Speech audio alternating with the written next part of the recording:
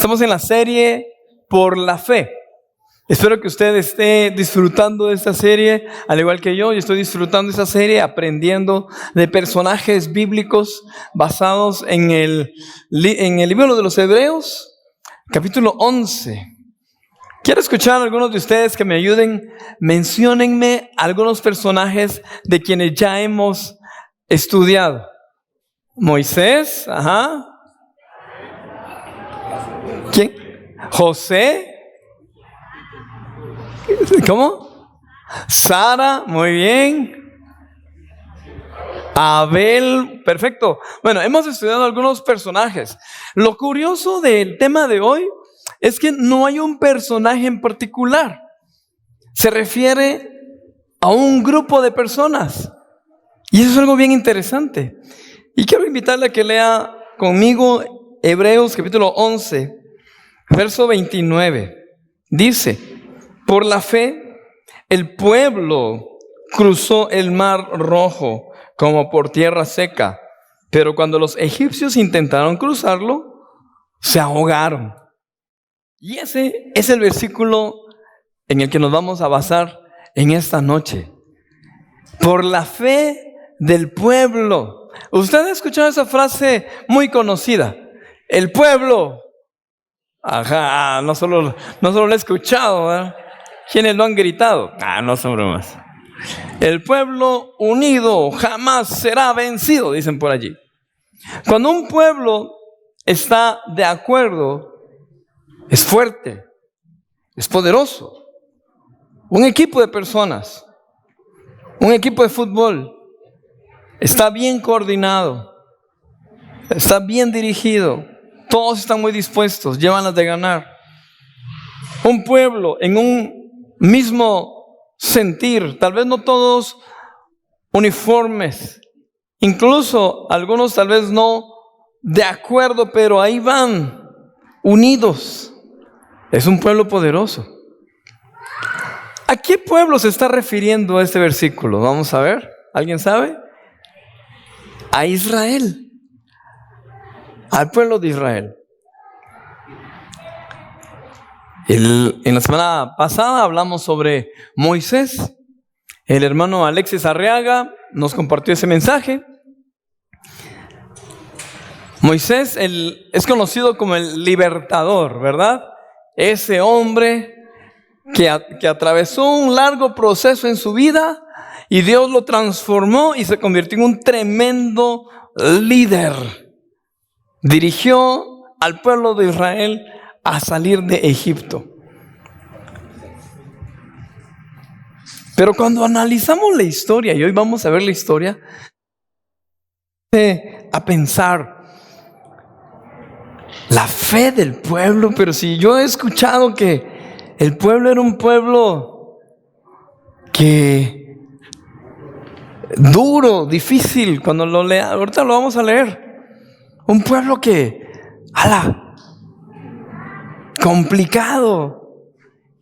Pero mejor no me voy a anticipar y leamos la historia. ¿Por qué es que Hebreos dice que por la fe del pueblo cruzó el mar Rojo? ¿Por qué no solo manifiesta por la fe de Moisés o por el poder de Dios? Bueno, vamos entonces al libro de Éxodo, capítulo 12. Y allí, a partir del capítulo 12, se empieza a narrar cómo fue la salida, el éxodo del pueblo de Israel de Egipto. Y vámonos al versículo 37. Como no tenemos mucho tiempo, vamos a aprovechar a avanzar rápido. Versículo 37. En su casa usted puede leer toda la historia, todo el libro de Éxodo. Se lo recomiendo que usted lo pueda leer. Pues bueno, capítulo 12, verso 37. Los israelitas partieron de Ramsés en dirección a Sucot, sin contar a las mujeres y a los niños. Eran unos 600,000 hombres de a pie. Con ellos salió también toda clase de gente y grandes manadas de ganado, tanto de ovejas como de vacas. Qué interesante esto. ¿Cuánta gente está registrado aquí que salió de Egipto? Solo hombres, sin contar a las mujeres y a los niños, eran 600,000. Y como siempre dicen que hay más mujeres que hombres, ¿verdad? ¿Cuántas mujeres cree usted que hayan? Imaginémonos que haya sido solamente el doble. Estamos hablando de 1,200,000 personas adultas. Y los niños, ¿ya se imagina usted mover a todo ese gentío? Si a veces con nuestra célula, ¿verdad ustedes? Vamos a tener una actividad, a hacerlo y son 10. Híjole, y nos hacemos pedazos y hasta nos decepcionamos. Ya no quiero trabajar. ¿Ya se imagina usted con 1,200,000 personas? Un poquito más de 1,000,000. Ahí dejémoslo, ¿verdad? Pero la Biblia dice que en solo hombres habían 600,000. Ahora, el versículo siguiente, el 38, dice: con ellos salió también toda clase de gente. ¿Alguien tiene la versión Reina Valera que me lo lea en voz alta? Ese versículo 38, por favor. ¿Cómo dice la versión Reina Valera? También los hijos de Israel Ajá. como 600,000 hombres de a pie. Ajá. ¿Y el 38? También yo con ellos grande multitud de toda clase de gentes y ovejas y muchísimos ganados. Toda clase de gentes. Y ahora la versión Dios habla hoy, por favor. ¿Alguien tiene la versión Dios habla hoy? Y pueden haber muchas más versiones, ¿verdad? Pero como estamos en un pequeño análisis, un pequeño estudio bíblico, y yo quiero que usted participe, alguien que me lea, por favor, la versión Dios habla hoy. Yo sé que los que tienen dispositivos móviles tenemos, porque yo aquí lo tengo también, una gran cantidad de versiones. ¿Sí? 38. Con ellos se fue muchísima gente de toda clase. De toda clase. Ok, ¿qué nos está diciendo entonces la Biblia? Que habían diferentes tipos de personas. ¿Ya se imagina usted? Dentro de un grupo de 1,000,000 de personas, ¿cuánta diversidad de gente puede haber? ¿Perdón? Diversidad de gente, dice otra versión. Ahí podemos incluir diferentes clases sociales, ¿verdad? Diferentes edades. ¿Qué más? Ayúdenme. Diferentes costumbres, carácter, temperamento, ideas, forma de hacer las cosas. Acuérdense que ahí todavía no había sido establecida la ley. Todavía no se les había dicho, y estas palabras se las repetirá. Todavía no. Entonces cada quien había sido formado a como en su casa pudieron. Y recuerden que eran esclavos. Tenían una mentalidad de esclavos y habían sido sometidos a trabajo muy forzado. Regularmente cuando una persona es sometida a trabajos forzados, ¿qué hay? Debilidad, ¿verdad? Cansancio, enojos, frustración. También puede existir una mentalidad limitada porque la autoestima se golpea, ¿verdad? No vamos a poder. No, ¿cómo nos vamos a ir? Qué difícil va a ser. Yo no podré salir adelante. Yo aquí me voy a quedar. Imagínense con tanta gente, y la Biblia pues afirma, había gente de toda clase. Allí no dice que había gente con fe todavía, ¿verdad? Versículo 40. Los israelitas habían vivido en Egipto 430 años. Precisamente el día en que se cumplían los 430 años, todos los escuadrones del Señor salieron de Egipto.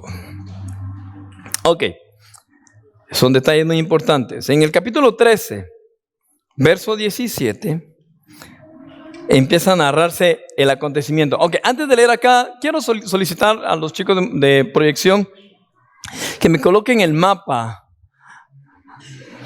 Hay un mapa que nos da una idea de cómo pudo ser el recorrido de la salida de Egipto. Ahí lo estamos viendo.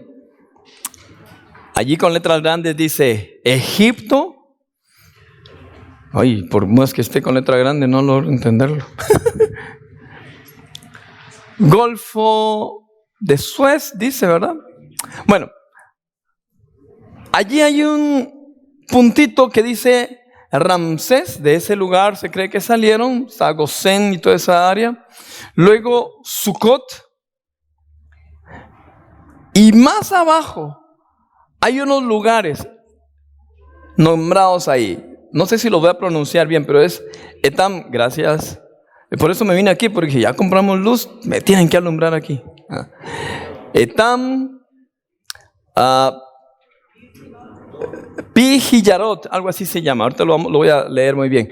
Presta atención a esos nombres. Y después se atraviesa, marcan por ahí donde muy posiblemente fue que el pueblo de Israel cruzó el mar. Muy interesante. Y les estoy hablando que esto sucedió hace muchísimos años. Esto no sucedió hace 100 años. No fue hace 500. No fue hace 1000. Fue hace unos poco más de 3000 años. Fue hace varios años. La tierra va cambiando. Las rutas cambian.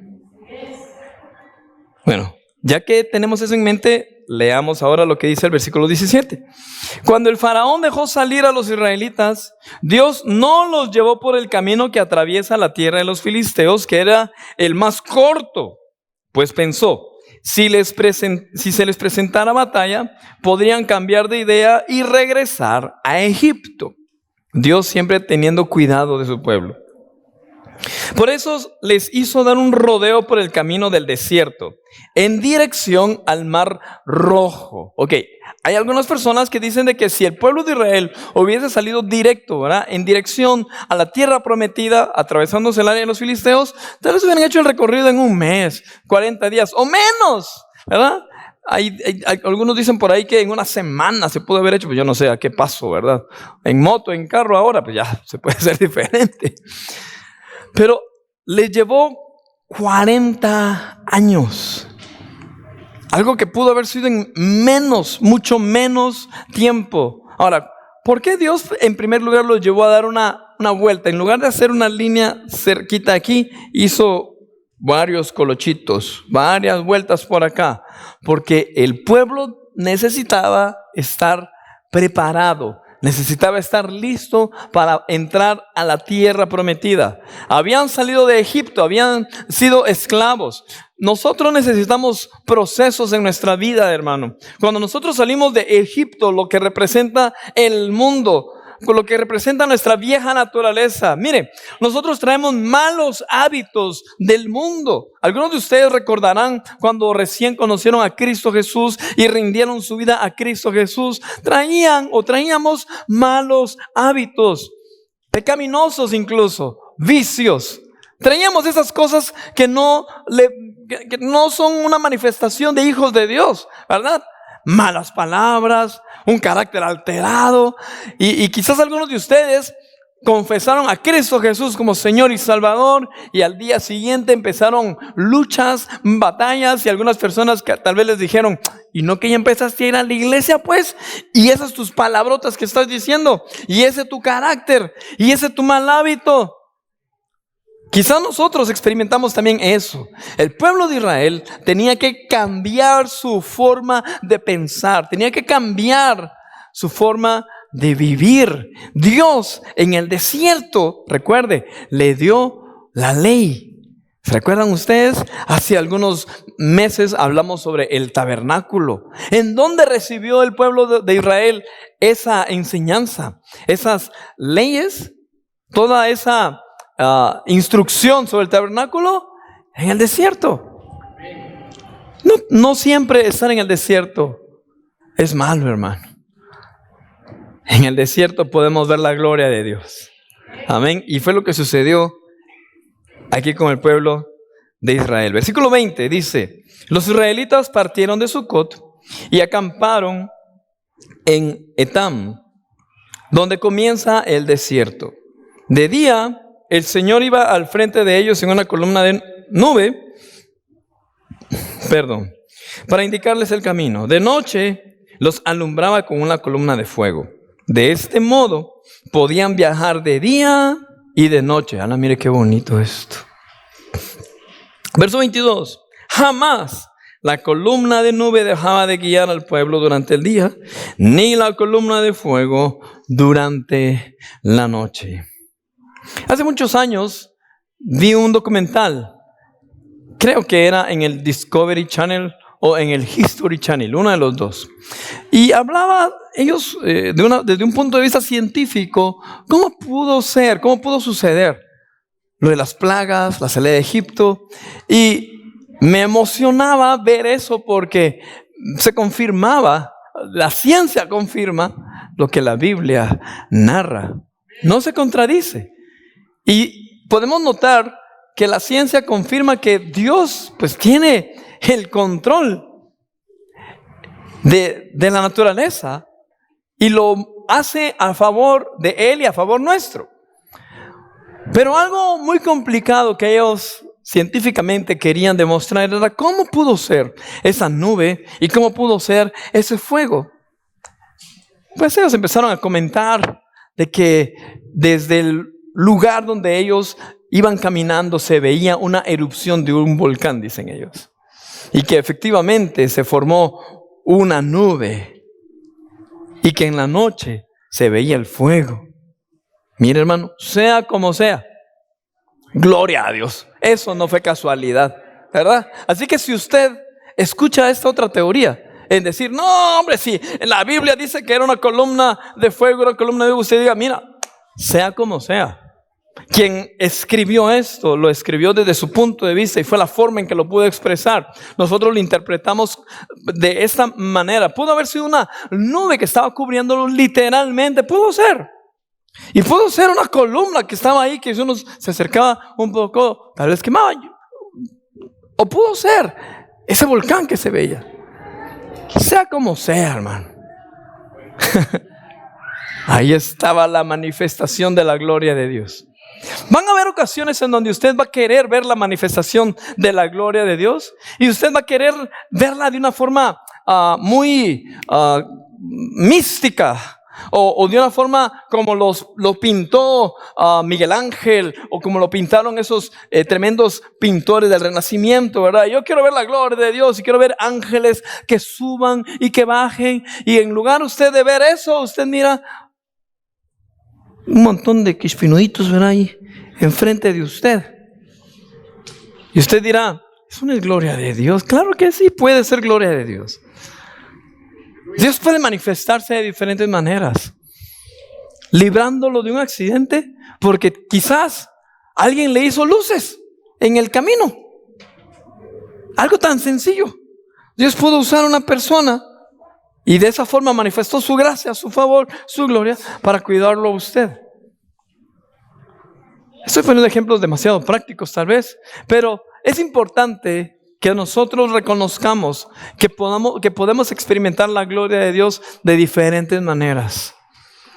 En nuestra casa, con los alimentos que comemos en nuestra mesa, con la oportunidad de trabajar, con la oportunidad de estar acá. Esa es manifestación de la gloria de Dios. Bueno, sigamos. Éxodo capítulo 14 ahora. En el verso 1 dice: el Señor habló con Moisés y le dijo: ordénales a los israelitas que regresen y acampen frente a Pi Hahirot, entre Migdol y el mar. Ok, vieron el mapa, ¿verdad? Salieron de Ramsés, se fueron se me fue el nombre. Es que no quiero cometer errores. Sucot era el nombre, ¿verdad? Sí, ok. Dice: y acampen frente a Pi Hahirot entre Migdol y el mar. Ya habían pasado algunos días y el pueblo ya había salido. Y esta orden muy interesante. Y me llamó la atención investigar el nombre o el significado de esos nombres, porque el significado de los nombres es muy importante. Por ejemplo, aquí en Amatitlán, yo había escuchado el nombre de la aldea Los Humitos. ¿Alguien conoce la aldea Los Humitos? Cuando yo conocí la aldea Los Humitos hace muchos años, alguien me dijo, ¿y sabes por qué le dicen aldea Los Humitos? No, le dije yo. Vení, me dijo. Y agarró una vara, una rama, un palo, y escarbó un poquito. Y salió humo. ¿Ah? Como que ahí cerca hay una vena volcánica o no sé qué. ¿Alguien ha visto eso? Y Los Humitos. Entonces, si usted fuera un extranjero y le dijeran Los Humitos, usted se imagina, allá debe haber humo. ¿Verdad? Entonces, ¿qué significan estos nombres? Pues el primer nombre que aparece ahí, Pi Hajirot, significa boca de desfiladero o boca de tipo cavernas. Y después yo busqué qué es un desfiladero: paso entre montañas, profundo, estrecho y de paredes escarpadas, formado generalmente por el resquebrajamiento del terreno. O sea, es un lugar montañoso, seco, árido, con erosión de tierra, ¿verdad? Y se forman como peñas en las orillas. Y son caminos estrechos. Bueno, eso estaba a un lado de donde ellos estaban acampando. No era un lugar tan bonito ni agradable. Del otro lado estaba el lugar que se llama Baal Zephón. Y Baal Zephón, Baal se le da ese término a una palabra, ¿verdad?, que significa Dios. Y Baal Zephón es un dios cananeo que se refiere literalmente Señor del monte Zafón o Señor del norte. ¿Qué podemos comprender aquí o qué nos da a entender? ¿Por qué los puso Dios en ese lugar? ¿Por qué no los movió de una vez a un lugar donde dijera Elim, lugar de las oasis con palmeras? No. Estaban allí, en un lugar difícil, terrenos difíciles y complicados. Por un lado, peñascos, terrible, un camino difícil de transitar. Por otro lado, el nombre de un dios cananeo. Y enfrente, el Mar Rojo. Era un callejón sin salida. ¿Por qué los puso a acampar allí? Y no solamente eso. El versículo 5 dice: y cuando el rey de Egipto se enteró de que el pueblo se había escapado, tanto él como sus funcionarios cambiaron de parecer en cuanto a los israelitas y dijeron: ¿pero qué hemos hecho? ¿Cómo pudimos dejar que se fueran los israelitas y abandonaran su trabajo? Al momento ordenó el faraón que prepararan su carro, tomó su ejército, se llevó consigo 600 de los mejores carros y todos los demás carros de Egipto, cada uno de ellos bajo el mando de un oficial. El ejército de Egipto salió detrás de ellos. Versículo 8. El Señor endureció el corazón del faraón, rey de Egipto, para que saliera en persecución de los israelitas, los cuales marchaban con aire triunfal. Eso me llamó la atención. Los israelitas marchaban con aire triunfal. ¿Qué significa? Somos los mejores, algo así, ¿verdad? Hay un canto que se entona, ¿verdad? Ahí se me fue, ahorita lo tenía, ¿y cómo se me pudo haber ido? Pero pudo haber sido algo así: el Señor es mi rey, mi todo, y todos contentos ahí saliendo porque, wow, salimos de Egipto y iban en el desierto. El Señor es mi luz, con aire de triunfo, de éxito. ¿Usted ha salido de alguna situación así con éxito? Ahorita en la época de graduaciones hay muchos que han estado cantando éxito. Ay, al fin terminé. Y aunque no hayan ganado, ¿verdad? Pero no importa, ya terminé de estudiar, ya no voy a ir ya no voy a ir al colegio, ya no voy a ir al instituto, ya no voy a ir a la universidad, qué sé yo. Pero con aire triunfal. Ay, gracias a Dios. Otros quizás con honores, ¿verdad? Con buenos punteos. Gloria a Dios, ya finalicé. Espérate. Hay ocasiones en donde cuando estamos contentos, aunque no se quiera, viene la prueba y puede venir la lucha. No estoy profetizando que en todo momento usted va a tener prueba y lucha, no le estoy diciendo. Pero le sucedió al pueblo de Israel.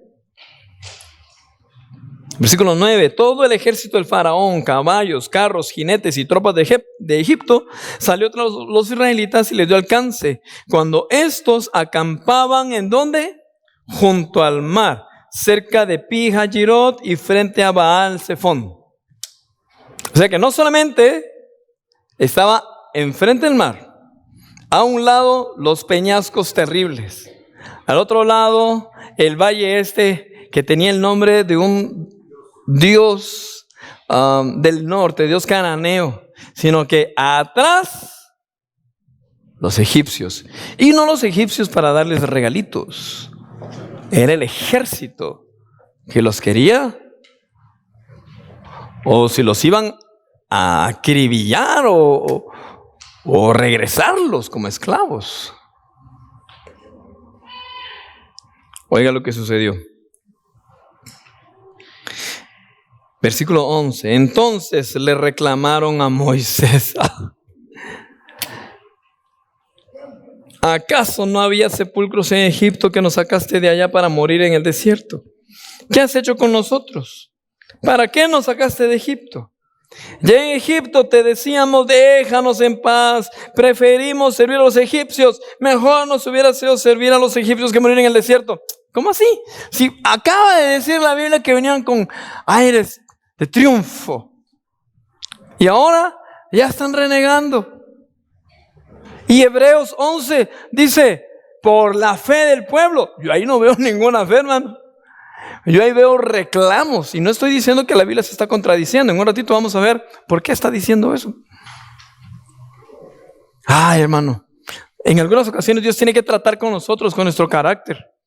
Porque hay ocasiones donde nosotros decimos: gloria al Señor, Dios está conmigo, he ganado la buena batalla, estoy en victoria, y cualquier cosita, ay, ahora ya no, por gusto gané, por gusto me gradué, por gusto tengo aquí, ese trabajo, es que el trabajo que Dios me dio, el carro que Dios me dio, la novia que Dios me dio, la mujer que Dios me dio.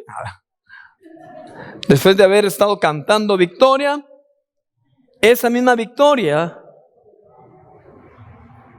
le reclamamos a Dios por lo que nos dio. Qué bárbaros somos nosotros, hermanos, los seres humanos. Este es un ejemplo. Cuando leemos esto, esta es figura de cómo somos nosotros o cómo podemos ser nosotros. Y no con la intención de justificarnos y decir: pues así soy yo y ya. No, es con la intención de que nosotros nos demos cuenta. Qué bárbaros somos, qué vergüenza, ¿verdad? No seamos así. Un día podemos decir: Señor, gracias. Gracias por este trabajo que me diste. El otro día, este trabajo ingrato, ¿verdad? No, hermano, no seamos de doble ánimo. No seamos así. No seamos como el pueblo de Israel en el desierto. Versículo 13 dice: no tengan miedo, le respondió Moisés. Mantengan sus posiciones. A 1 millón de personas, a poco más de 1 millón de personas, decirles: mantengan la calma, mantengan sus posiciones, no tengan miedo. Eso es sobrenatural, hermanos. Hoy mismo serán testigos de la salvación que el Señor realizará en favor de ustedes. A esos egipcios que hoy ven, jamás volverán a verlos. Ustedes quédense quietos, que el Señor presentará batalla por ustedes. ¡Aleluya! Allí Moisés estaba muy confiado. Tranquilos, tranquilos. Dios va a manifestar su gloria. Lo curioso es que cuando Moisés se voltea con el Señor y le dice, Señor, ¿y ahora qué hago? ¿Verdad? Así como cuando en algunas ocasiones los que somos padres de familia, ¿verdad? Los niños nos dicen, papi, llévanos a pasear, mañana te llevo, mijo. Y después, mañana te llevo. ¿Y ahora qué hago? Ya le dije, ¿verdad? Ya les dije. O este año, primero Dios, enganchamos la casa. Y todos en la familia dicen, amén. Y después decimos, ¿y qué dije? ¿Y ahora qué hago? ¿Verdad? O cuando le decimos al Señor, Padre, este año sí te voy a servir. Es más, en el mes de enero, recuérdense que hacemos los primeros días de enero. Tenemos ayuno y oración, ¿verdad? Entonces alguno de ustedes ya dice, este mes de enero sí voy a ayunar. Y después, ¿qué dije? ¿Y ahora? Moisés le dijo al pueblo, no se preocupen, Dios va a manifestarse. En ese momento Moisés no sabía lo que ahora nosotros sabemos. La historia nosotros ya la sabemos, ya sabemos qué sucedió. Pero en ese momentito Moisés estaba actuando en pura fe. El Señor le dijo a Moisés, ¿por qué clamas a mí? Ordena a los israelitas que se pongan en marcha y tú levanta la vara, extiende tu brazo sobre el mar y divide las aguas. Qué tremendo. Versículo 21 dice, Moisés extendió su brazo sobre el mar y toda la noche el Señor envió sobre el mar un recio viento. Toda la noche, dice, del este, que lo hizo retroceder, convirtiéndolo en tierra seca. Las aguas del mar se dividieron. No mencioné algunos versículos porque no tenemos mucho tiempo, pero la Biblia narra de que el ángel del Señor que iba al frente y la nube que iba acompañándolos se colocaron entre el ejército de Egipto y el pueblo de Israel y los entretuvo ahí, los confundió, mientras durante toda la noche ese viento que Dios envió estaba haciendo el milagro de separar las aguas. ¿Y sabe qué es lo más tremendo? Que cuando yo estaba viendo ese documental que yo le acabo de contar, ellos confirman eso, que pudo suceder en el momento, porque las corrientes de aire, en no sé qué, y que podía secarse el agua por la época del año en que estaba. Mira, yo decía, gloria a Dios, sea como sea, científicamente está comprobado. Yo le animo que usted pueda buscar ese documental. Me imagino que está ahora en algún canal de YouTube, quizás lo puede encontrar. Pero aunque no lo confirme la ciencia, la Biblia lo declara, hermano. Y por fe nosotros también creemos las maravillas del Señor. Aquí dice, toda la noche, viento que del este, que lo hizo retroceder convirtiéndolo en tierra seca. Las aguas del mar se dividieron y los israelitas cruzaron sobre tierra seca. El mar era para ellos una muralla de agua a la derecha y otra a la izquierda. ¡Qué tremendo! Versículo 29. Los israelitas, sin embargo, cruzaron el mar sobre tierra seca, pues para ellos el mar formó una muralla de agua a la derecha y otra a la izquierda. En ese día, el Señor salvó a Israel del poder de Egipto. Los israelitas vieron los cadáveres de los egipcios tendidos a la orilla del mar, y al ver los israelitas el gran poder que el Señor había desplegado en contra de los egipcios, temieron al Señor y creyeron en Él y en su siervo Moisés. Ok, ahí un resumen de la historia de cómo fue el momento en que el pueblo de Israel atravesó el Mar Rojo. Usted lo puede terminar de leer en su casa. Ahora, lo que me llama la atención es que parece que el pueblo creyó después. ¿Lo nota? Oiga lo que dice en versículo 31. Y al ver los israelitas el gran poder que el Señor había desplegado en contra de los egipcios, temieron al Señor y creyeron en Él y en su siervo Moisés. ¿Significará que no creían antes? ¿Qué cree usted? Después de ver la manifestación, creyeron. Usted decía, no. Y fíjate que me llama la atención. Y Hebreos dice, por la fe. Veamos lo que dice Hebreos. Hebreos capítulo 11. Verso 29. Por la fe, el pueblo cruzó el Mar Rojo. Pero recuerde, el pueblo le había reclamado a Moisés. El pueblo tuvo miedo. Pero ¿sabe qué me llama la atención? Que hubo obediencia. Y ahí está la clave. Aunque haya temor, aunque a veces le reclamemos a Dios, y Dios nos tiene mucha paciencia, hermanos, pero si somos obedientes, Dios después nos dice, te felicito, atravesaste el mar. Había toda clase de gente allí. Quizás hubo un grupo de personas que dijeron, no pasemos. Se está abriendo el mar, pero no, quedémonos aquí. Yo prefiero morirme aquí con los egipcios. Yo no sé cuál pudo haber sido el diálogo entre 1 millón de personas. ¿Cuántos pensamientos? Sin embargo, todo el pueblo atravesó. Querido hermano, a veces pensamos que no tenemos la fe necesaria para ver la gloria de Dios. Tranquilo, tranquila. Simple y sencillamente obedece. Pero es que no veo el poder de Dios manifestarse. No lo ves en algunas ocasiones, pero ahí está. Tú obedece. Eso es fe. El pueblo de Dios lo que manifestó en esta ocasión fue obediencia. Cuando atravesaron, pues bueno, se confirmó la fe. Y eso es lo que también a mí me llama la atención. Que en muchas ocasiones Dios manifiesta milagros, no porque nosotros ya lo hayamos creído, sino que en muchas ocasiones los manifiesta porque nosotros hemos sido obedientes. Y ese milagro lo que hace es que afirma nuestra fe. No sé si me estoy dando a entender. Porque Dios sabe de que no dependemos, que nuestra fe no depende de esos milagros. Y ahí es donde nuestra obediencia tampoco debe depender. Si Dios se manifiesta, sí lo hago. Y si Dios no se manifiesta, entonces no lo hago. No, hermano. Si Dios te manda a hacer algo, debes obedecer. Debemos obedecer lo que dice su palabra. Debemos obedecer lo que Él nos indica aquí en sus sagradas escrituras. Debemos ser obedientes. Y de esa manera vamos a ver el poder de Dios manifestarse. ¿Quiénes dicen amén? Para finalizar,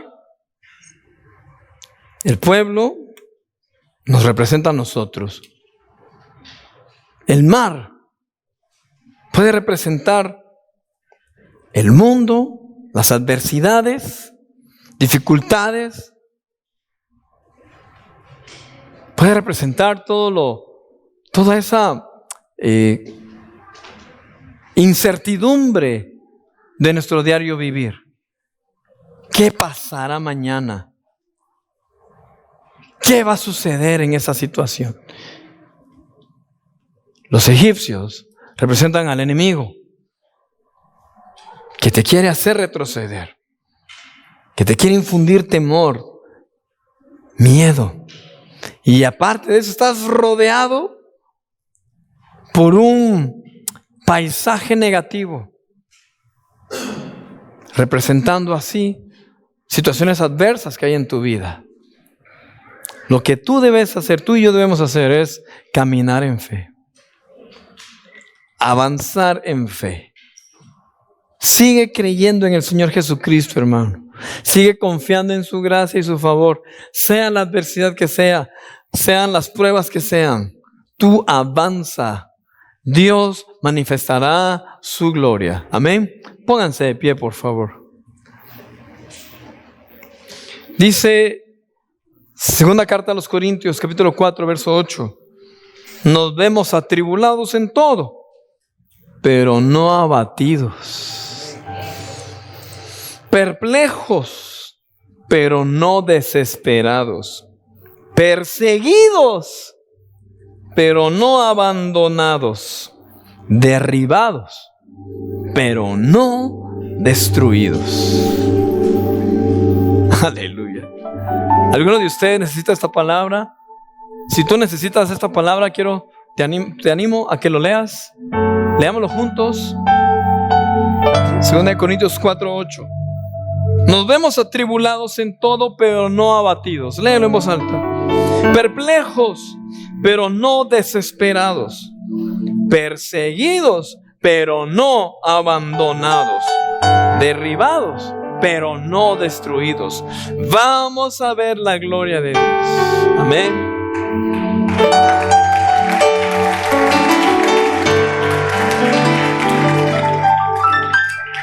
Isaías 43:2 dice, una promesa que el Señor nos hace: cuando cruces las aguas, yo estaré contigo.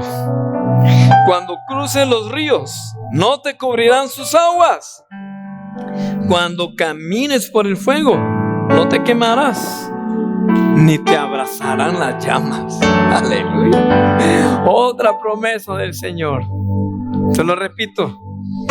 Cuando cruces las aguas, yo estaré contigo, dice el Señor. Cuando cruces los ríos, no te cubrirán sus aguas. Cuando camines por el fuego, no te quemarás, ni te abrazarán las llamas. Te invito a que lo hagas personal. Puedes decir conmigo: cuando cruce las aguas, tú estarás conmigo. Cuando cruce los ríos, no me cubrirán sus aguas. Cuando me toque caminar por el fuego, no me quemaré, ni me abrazarán las llamas. Porque tú, Señor, estás conmigo. Porque tú, Señor, estás conmigo. Levanta tus manos y dile: gracias, Señor, porque estás conmigo.